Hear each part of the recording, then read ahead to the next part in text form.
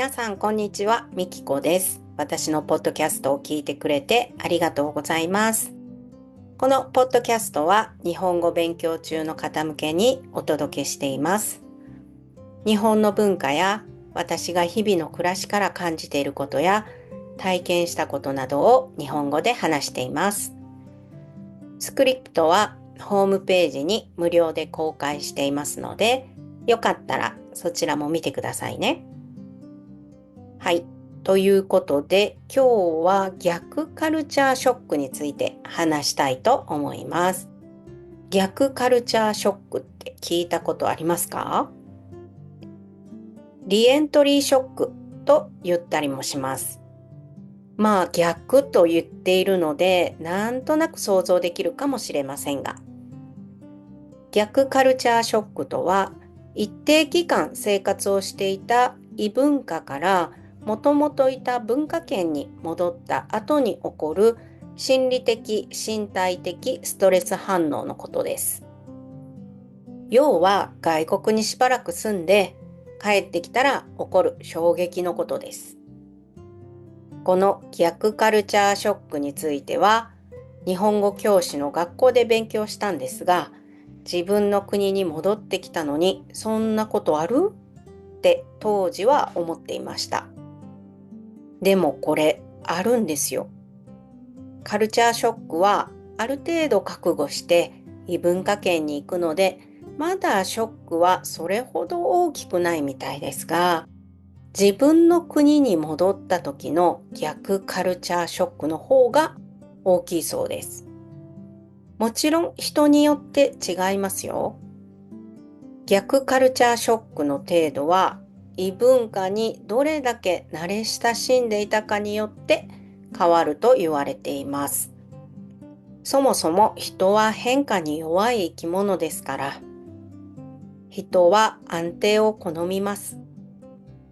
せっかく慣れ親しんだ土地から自国とはいえ、またその国の文化に適応しなければなりませんからね。良い変化でも悪い変化でも人は変化に対して多少のストレスを感じるみたいです。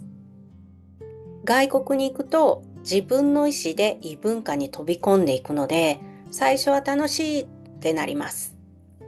まあもちろんですよね。でも少なからずともカルチャーショックを受けて、それを受け止めて気持ちが安定していくという流れがあります。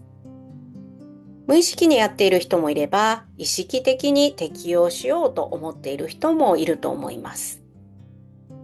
そしてしばらく安定していたところから、また自分の文化圏に戻る。自分の文化とはいえども、また変化を伴いますからね。そりゃあ多少はストレスがかかりますよね。だって自分だって以前の自分ではなくて、異文化に適応して安定したところから自分の国に戻ってくるんですから。私は日本に帰りたい気持ちがあったので、逆カルチャーショックはほぼありませんでした。市役所での親切な対応や学校の手厚い対応に感動していました。でも日本に帰国して初めて電車に乗るときにちょっと嫌な思いをしました。電車の切符を買おうとして券売機の近くに行って金額を調べていたら、並んでるんですけどって列に並んでいる人から怒られてしまいました。後ろを振り返るといくつか列があってみんな並んでいました。悪気はなかったんですが、すっかり忘れていて、色のテープが地面に貼られていて、電車の切符を買うための列の指示が書いてありました。そんなに怒る？って思いましたが、みんな急いでるから、そりゃ怒るよねって納得しました。その後はどこへ行っても列がないか確認しています。昔はね、インドネシアのトイレで順番に並んでいたら、後ろからどんどん抜かされて、って思ったことがあるんです。あと、市場で買い物するときも積極的に前に出ないといつまでも会計ができないんです。だからガツガツ前に出るようにしていたんですが、それが日本は逆ですからね。今はどこに行っても並ぶことを意識しています。それからもう一つはエスカレーターで左側に立っていたら急いでいる人に舌打ちされてしまいました。舌打ちというのはチッという舌を鳴らす音です。舌打ちとは不快な気持ちを表す動作の一つです。大阪は右側が止まる人、左側が歩く人なんです。そんなこともすっかり忘れて、思いっきり左側でのんびり立っていました。すみませんって優しく声をかけてくれたらよかったのに、急いでいてイラッとしたんでしょうね。日本に帰ってきて怒られたのはその2回かな。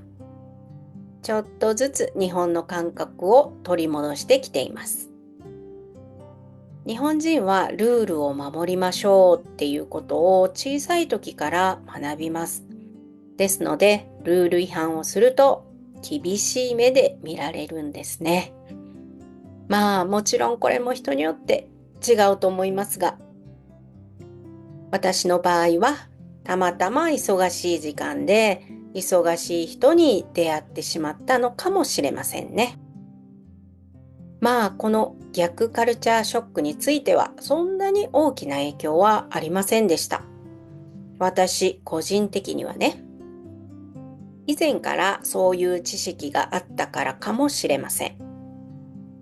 それから私自身が文化の違いについてニュートラルに受け止められるということもあるのかもしれません。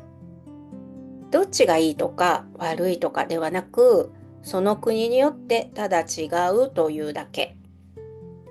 そして私はこの違いが結構好きなんですよね。この国はこうだけど、あの国はまた違うみたいなね。国だけではなく家庭環境もそれぞれ違いますからね。私が日本語教師をしているのもいろんな違いを体験できるからです。オンラインだと本当にいろんな国の人とつながれますからね。いろんな国の人の話を聞いて楽しんでいます。はい。ということで今日はここまでです。今日は逆カルチャーショックについて話しました。最後まで聞いてくれてありがとうございました。ほなまたね。